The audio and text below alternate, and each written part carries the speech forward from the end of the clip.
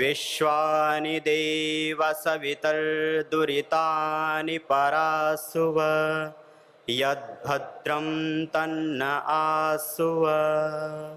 ओम शांति शांति शांति।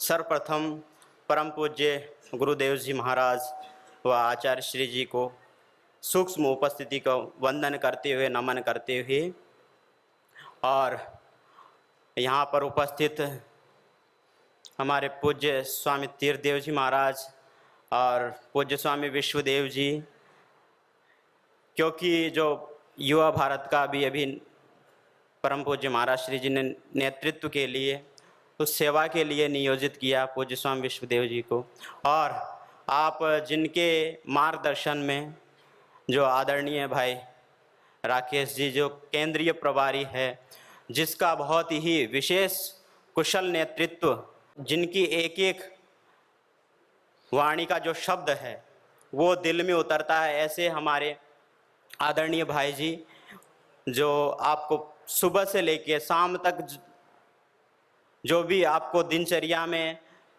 क्या होना है, कैसे अनुशासन में रहना, वैसे ही आप लोग उसका भी पूरा पालन कर रहे हैं, इसलिए आपका भी बहुत बहुत अभिनंदन है।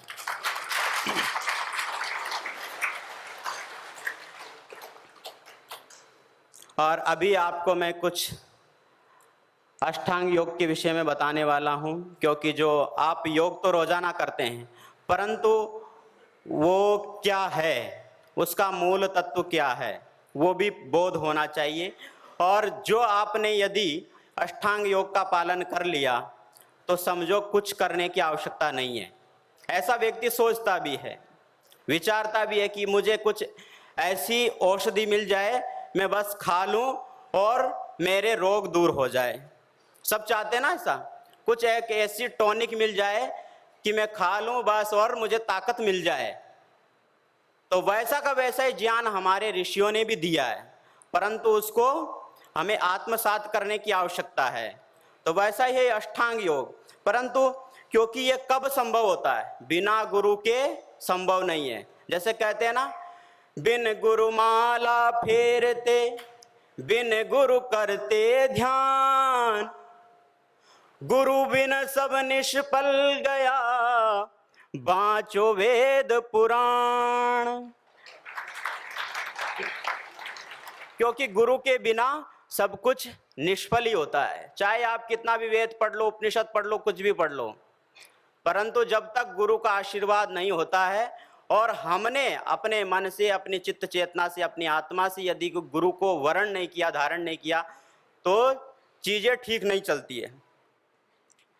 तो वैसे ही एक भजन के साथ में, क्योंकि भगवान को, उस गुरु को, उस तत्व को जिसे हम चाहते हैं, वो एक क्षण के लिए भी दूर ना हो, उससे हम जुड़े रहे हमेशा।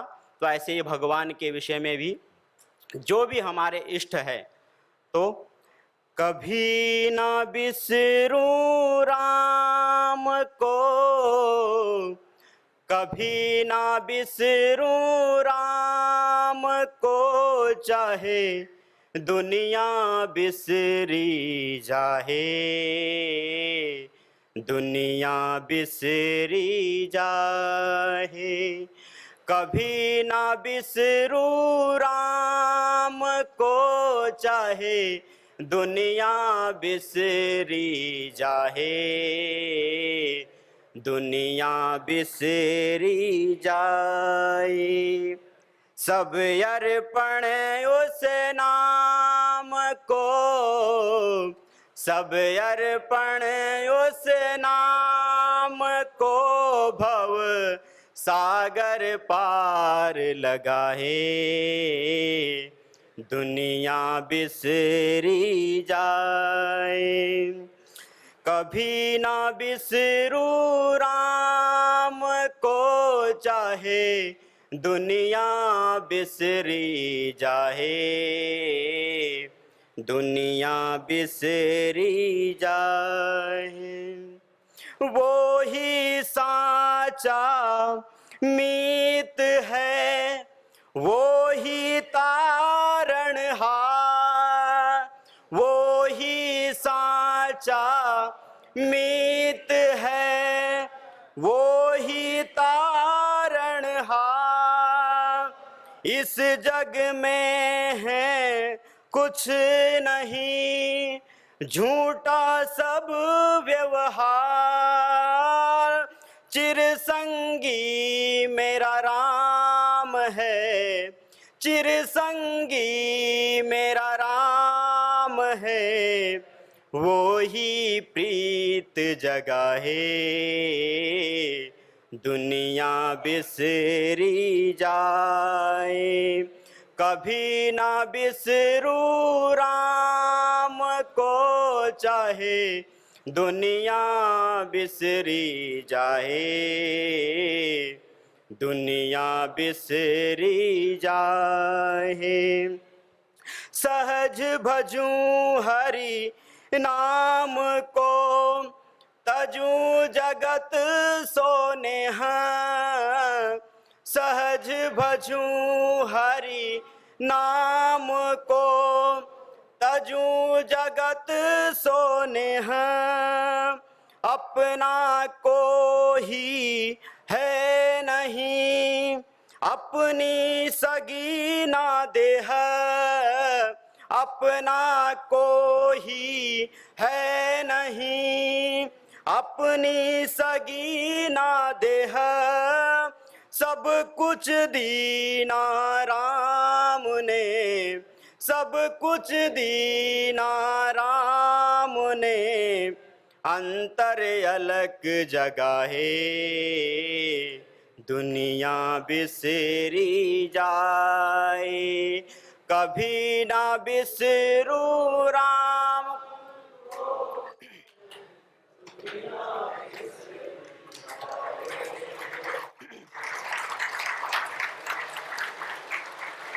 तू ही दाता, तू ही खिवैया, और कहीं क्यों जाऊं।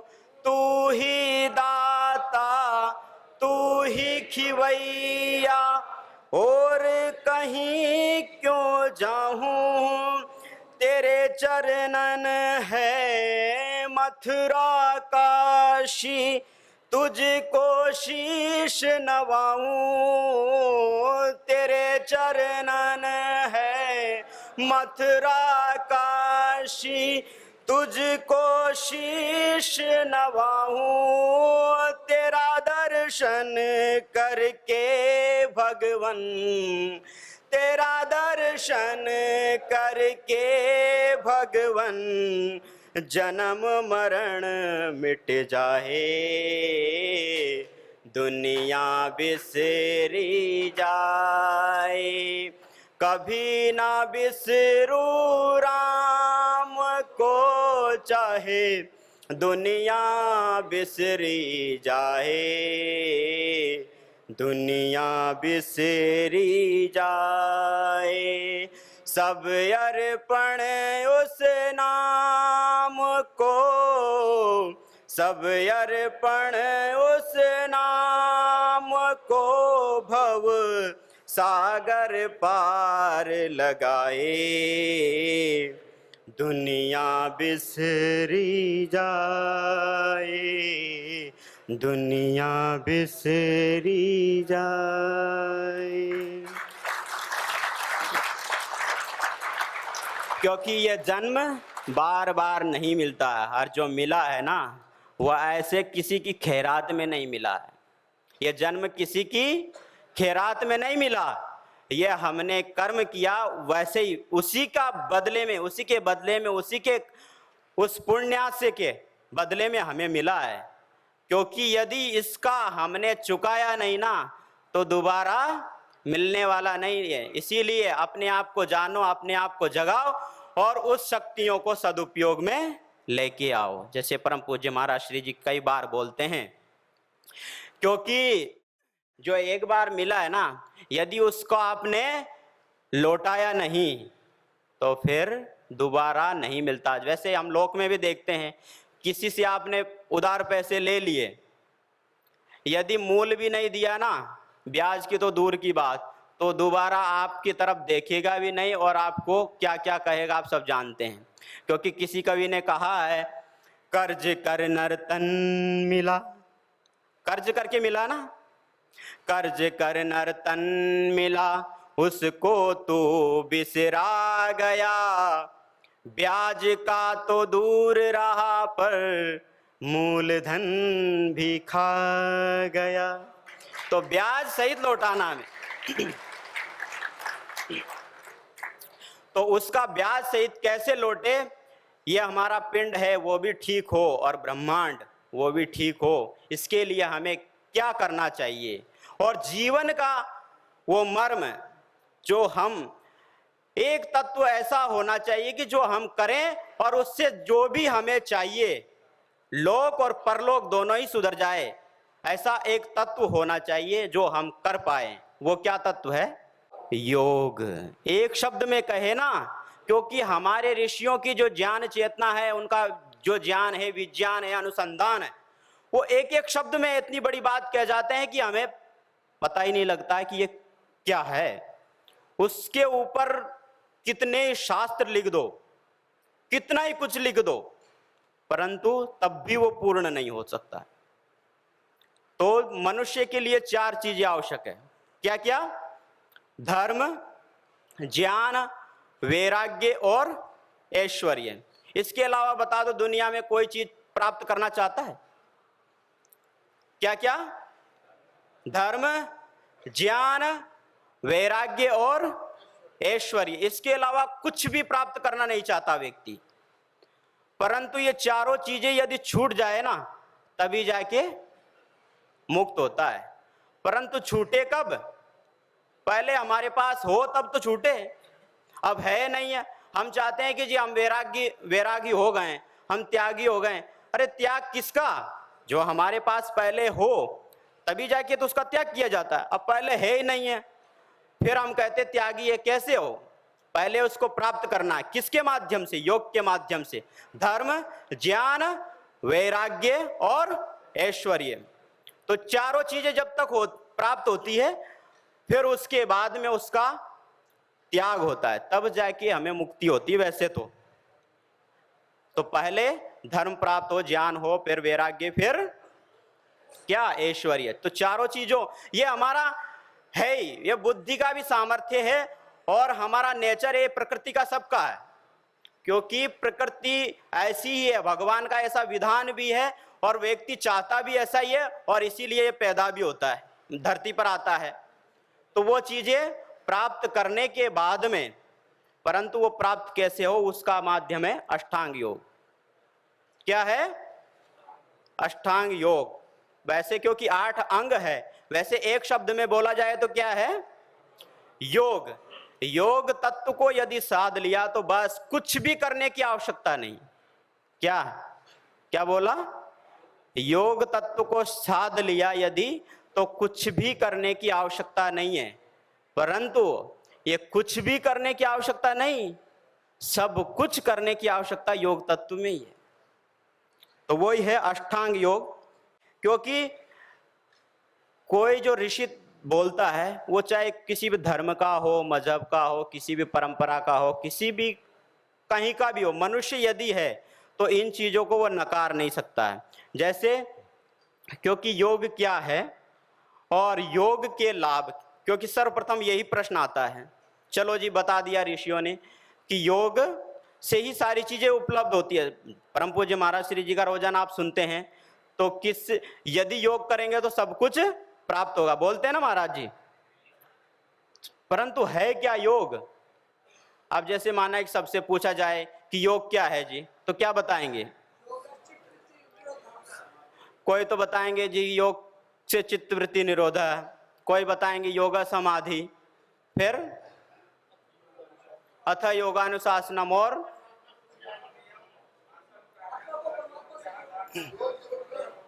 कई प्रकार की परिभाषाएं है ना। जिसको जैसे समझ में आ रहे, शास्त्रानुकूल, वैसे उसका पालन करना बस। क्योंकि जो हमें समझ में आ गए वो हमारे जीवन में घटित हो जाए, वही सत्य है। जैसे अभी पूज्य स्वामी जी बता रहे थे ना, बुद्धि का कितने प्रकार होती है बुद्धि? दो प्रकार बताया था ना, स्मृति और अनुभव। स्मृति क्या होती है? जो हमने याद किया और उसी को पुनः याद किया, वो क्या है? स्मृति। परंतु अनुभव वो होता है कभी हमने याद नहीं किया, अपने आप एकदम क्लिक होता है, अरे अच्छा ऐसा है क्या, वो होता है अनुभव। तो वो हमारे आत्मा में, हमारे ज्ञान में, हमारी बुद्धि में ऐसा आ जाए, वही अनुभव, वही हमारा रहता है और उसी से साक्षात्कार होता है। तो वैसे ही जैसे योग क्या है, पतंजलि योग दर्शन के अनुसार दिया भी है प्रथम सूत्र, सबको याद है, कौन सा? अथ योगानुशासनम। जैसे आप बैठे कितने अनुशासन से, ये भी योग ही है। वैसे तो जब परम पूज्य महाराज श्री जी क्या बोलते हैं, संपूर्ण जीवन ही क्या है? योग। संपूर्ण जीवन को साधना एक शब्द में कह दिया, क्या है वो? योग। तो अथ योगानुशासनम। और फिर जैसे गीता में भी कहा है, श्रीमद् भगवद गीता में, योगः कर्मसु कौशलम, क्योंकि जो भी आप कर्म करते हैं उनकी कुशलता ही क्या है? योग है। और योगः समाधि, और समत्वम योग उच्यते, जो समता में रहे वो भी योग है। क्योंकि एकम सद्विप्रा बहुधा वदंती, जो एक सत्य होता है उसकी कई प्रकार की व्याख्या हो जाती है, परंतु हमें समझना चाहिए जो हमारे जहन में उतर जाए, जो हम कर पाए वो ही, बस एक तत्व को ले कि क्या करना है, बस उसी से सारी चीजें, एक ही साधे सब सदे और सब साधे सब जाए। तो एक को साधना है आपको, किसको? योग को। योग क्या है? अथ योगानुशासनम। बस सारा जीवन किस में होना चाहिए? जैसे परम पूज्य स्वामी जी महाराज बता रहे थे ना कल, कि हमारा जीवन ऑर्डर में होना चाहिए। यदि ऑर्डर में नहीं है तो फिर क्या हो जाता है? डिसऑर्डर, है ना। जब बॉडी का अलाइनमेंट गड़बड़ हो जाता है, एक एक उसका लीवर है, किडनी है, पेनक्रियाज है, आंखें हैं, कान है, सारी इंद्रियों का, मन का सारा इम्बैलेंस हो जाता है, फिर गड़बड़ हो जाता है। तो अनुशासन में रहे एक एक चीज। फिर उसका फल क्या है? जैसे योग चित्त वृत्ति निरोध। योग क्या है? चित्त की वृत्तियों का निरोध करना। परंतु चित्त की वृत्तियां क्या है, यह भी समझने वाली बात है। क्या है चित्त की वृत्तियां? जो वृत्तियां जो हमारे विचार में आ रही है, हमारे जैसे कुछ हम उसी में लगे जा रहे हैं। जैसे अथ केन प्रयुक्तोऽयं पापम चरति पुरुषः अनिच्छन्नपि वाष्णेय बलादिव नियोजित। व्यक्ति चाहता नहीं है गलत करना, कोई चाहता है? चाहता नहीं है। यदि माना है कि कुछ वेग में हो गया उससे, परंतु वो चाहता नहीं कभी कि मैं क्रोध करूं, मैं कुछ लोभ करूं, मैं कुछ ऐसा गलत कार्य कर जाऊं जो दूसरे के लिए अनिष्ट हो। वो चाहता नहीं उससे थोड़े देर बाद में पूछा जाए, वो वेग में कर जाता है। तो वहां उत्तर दिया है श्रीमद् भगवद गीता में, काम एष क्रोध एष रजोगुण समुद्भव महाशनो महापापमा विध्येनम यह वेरिणम। क्योंकि हमारी जो कामनाएं, हमारी जो इच्छाएं है ना, वो हमें गलत में प्रेरित कर देती है। तो योगस चित्त वृत्ति निरोध, उन वृत्तियों का जो गलत है उनका क्या हो जाता है? निरोध हो जाता है। हाँ, ये श्रीमद् भगवद गीता में अभी मुख्य परीक्षा की दृष्टि से ये पेपर लीक है, एक तरीके से समझो तो, है ना।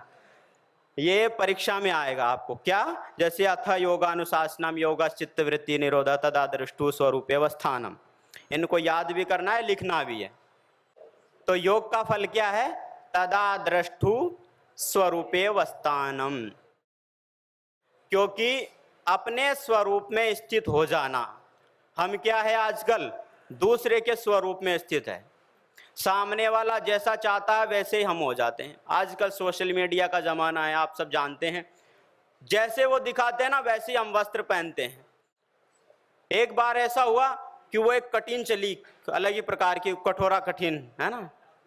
पूरी ये अपने भारत में तो ऐसा ट्रेंड है, जिधर देखो उधर ही सब लोग पूछे कौन सी कठिन है जी? ये कठोरा कठिन है। बस अब उसका पता ही नहीं है क्या ये कठोरा कठिन, है ना।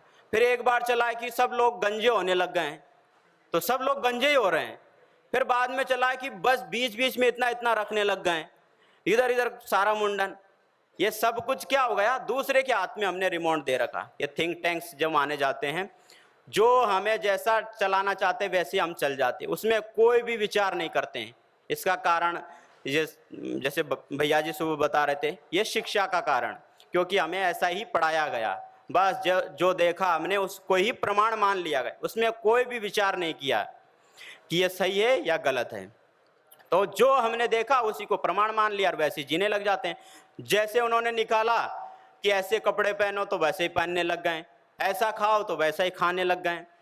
तो हमने क्या कर दिया, दूसरे को रिमोट दे दिया अपना, और सामने वाले ने कुछ ऐसी प्रतिक्रिया कर दी तो हम कामी हो गए, क्रोधी हो गए, लोभी हो गए, मोही हो गए, अपने स्वरूप से विचलित हो गए। अपने अंदर जो ज्ञान है, अपना जो ऐसा स्वभाव है वैसे रहे नहीं।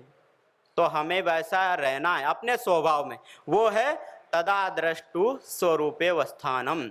अपना जो मूल स्वभाव क्या है, नित्य, शुद्ध, बुद्ध, मुक्त, ये हमारा स्वभाव।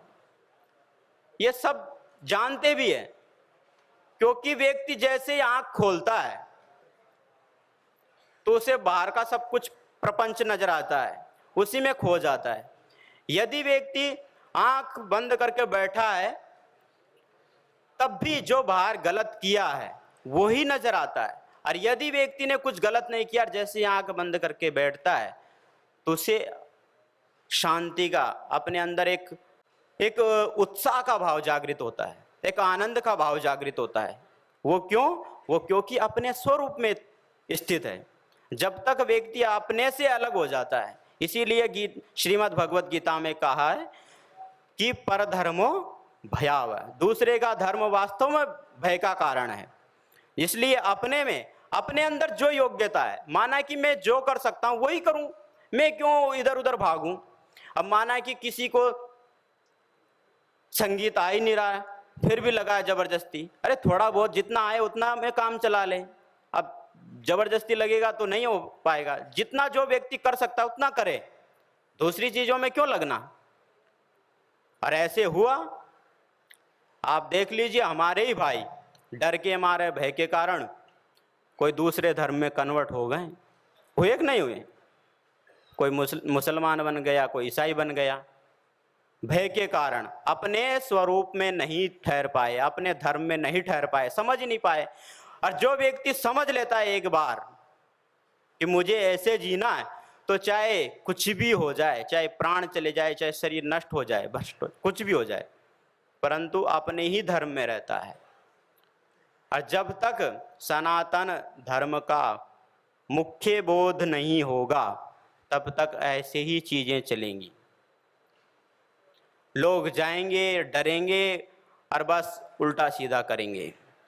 इसलिए अपने धर्म का मुख्य बोध होना चाहिए, और बोध ही नहीं, उसमें जीना भी चाहिए। वो हमारे स्वभाव में आ जाए, हमारे मन मस्तिष्क में आ जाए, तब जाके हम कह पाएंगे कि हम सनातनी हैं मूल मुख्य रूप से। व्यक्ति चाहता तो है कि हमारा बच्चा भी सन्यासी हो जाए, या हमारे गांव वाले भी सन्यासी हो जाए, या सन्यास परंपरा बढ़े, परंतु जैसे बात आती है कि जी आपका बच्चा भी सन्यासी होने जा रहा, तो माता पिता रोने लग जाते हैं। होता है कि नहीं होता है? क्योंकि दूसरे को तो व्यक्ति चाहता है परंतु खुद नहीं चाहता है। सब चाहते हैं कि सत्य बोलना चाहिए, कोई व्यक्ति चाहता है कि मेरे साथ में कोई असत्य व्यवहार करे, कोई भी नहीं चाहता धरती का, चाहता है क्या? परंतु क्यों नहीं बोलते हैं? क्योंकि उसका तत्व बोध नहीं है, वो हमारे जो अनकॉन्शियस माइंड जो बोलते हैं हमारे अंदर तक बैठा नहीं। यदि एक बार बैठ जाए फिर व्यक्ति को के अंदर से निकाल नहीं सकते आप। और ये बैठता कब? ये बचपन में बैठता है। और व्यक्ति पुरुषार्थ करे तो इसकी कोई सीमा नहीं है, वो वृद्धावस्था में 90 साल की 100 साल की उम्र में भी बैठ जाता है। एक बार बस क्लिक होना चाहिए। तो तदा दृष्टु स्वरूपे अवस्थानम, अपने स्वरूप में स्थित हो जाता है। ये जो प्रथम से लेके अंतिम तक उसका जो मूल है वो बता दिया, और फिर उसका विस्तार, क्योंकि शास्त्र में ऐसा ही होता है, जो एक बार एक शब्द में उसका मूल कह दिया फिर उसका परिणाम भी बता देते हैं। फिर कि जी अब आपने उसका परिणाम तो बता दिया, परंतु है क्या ये योग? योग क्या है? 8 अंग, अष्टांग योग इसे बोलते हैं। 8 अंग क्या क्या है? यम, नियम, आसन, प्राणायाम, प्रत्याहार, धारणा, ध्यान, समाधयो अष्टौ अंगानि। समाधि, ये 8 अंग है। एक ही तत्व था, क्या? योग। योग क्या? विभाजन। इसीलिए कहते हैं कि यदि ये इतना बड़ा होल दिख रहा है ना आपको, योग के ऊपर इतनी पुस्तकें लिखी गई है, इस होल में पूरे में भर दी जाए तब भी इसमें भी नहीं आ पाएगी, योग की पूरी बात नहीं रख सकते हैं। परंतु जिन्होंने जी लिया है, जिन्होंने उसको आत्मसात कर लिया है, वो बस आपको 5, 10, 15, 20 मिनट में ही उसका बोध करवा, थोड़ा तो ज्ञान दे ही सकता है। क्योंकि माना कि गुड़ जो खाएगा उसी को पता है, वो बातों में तो बता सकता है, परंतु उसका अनुभव तो सामने वाले को नहीं करवा पाएगा। वो तो तभी होगा जब हम स्वयं जिएंगे। तो वैसे यम, नियम, आसन, प्राणायाम, प्रत्याहार, धारणा, ध्यान, समाधि, ये 8 अंग है। ये सूत्र लिख लेना। और फिर ऋषियों ने इसी को डिफाइन किया कि जी यम, नियम, आसन, प्राणायाम, प्रत्याहार, धारणा, ध्यान, समाधि, ये तो आपने बता दिया, परंतु ये है क्या? इसको फिर खोला है कि यम क्या है। पहला यम क्या है? अहिंसा, सत्य, अस्तेय, ब्रह्मचर्य, अपरिग्रह, यमाः। ये 5 क्या है? यम। अहिंसा, ये ऐसा अंग है ना, ये अष्टांग योग जो कहते हैं योग। इसीलिए तो जैसे आदरणीय हमारे प्रधानमंत्री जी ने जैसे ही बात रखी, सारी दुनिया क्यों सहमत हो गई? क्योंकि इसमें कोई भी उन्माद, मजहबवाद, कोई भी पंथ इत्यादि का सवाल ही नहीं है। योग तो ऐसी विद्या है और ये हमारे ऋषियों ने दी है।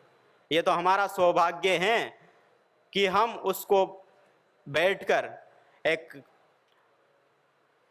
इस सदी के महान गुरु के सानिध्य में उसको प्राप्त कर रहे हैं। नहीं तो लोगों को कहाँ उपलब्ध हो पाती है। ये तो हमारा बहुत बड़ा पुण्य है और हमें इस पुण्य पर हमेशा स्वाभिमान रखना चाहिए और उसको जीना चाहिए। इसको ऐसे गंवाना नहीं चाहिए। अहिंसा, सत्य, अस्तेय, ब्रह्मचर्य, अपरिग्रह। तो अहिंसा का पालन सभी को करना चाहिए कि नहीं करना चाहिए? ये एक स्वर में सब बोलेंगे, चाहे बाद में हिंसा करे वो एक अलग बात है, परंतु किसी से भी कहो कि जी अहिंसा का पालन करना चाहिए कि नहीं करना, वो भी कहेगा कि हाँ जी करना चाहिए। उससे कहें कि जी सत्य का पालन करना चाहिए कि नहीं चाहिए, वो भी बोलेगा कि हाँ जी करना चाहिए। और अस्तेय यानी चोरी, चोरी करना चाहिए किसी को? नहीं करना चाहिए, ये तो सब जानते हैं। और ब्रह्मचर्य, ब्रह्मचर्य का पालन करना चाहिए कि नहीं करना चाहिए? या अपनी शारीरिक शक्तियों को ऐसे ही खराब करना चाहिए? नहीं चाहिए ना। और ब्रह्मचर्य का अर्थ यह भी होता है विराट में जीना, अपनी चेतना को हमेशा उस ब्रह्म के साथ में, उस गुरु के साथ में एकात्म करना, ये भी ब्रह्मचर्य है। हमेशा उसमें लगे रहना, जैसे योग करवा रहे हैं बस उसी में लगे रहना, कुछ नहीं इधर उधर का गलत सोचना ही नहीं, बस एक सिंगल रास्ता, मुझे यही करना है क्योंकि मेरे गुरु का यही आदेश है, उपदेश है, बस। तो वो भी एक ब्रह्मचर्य।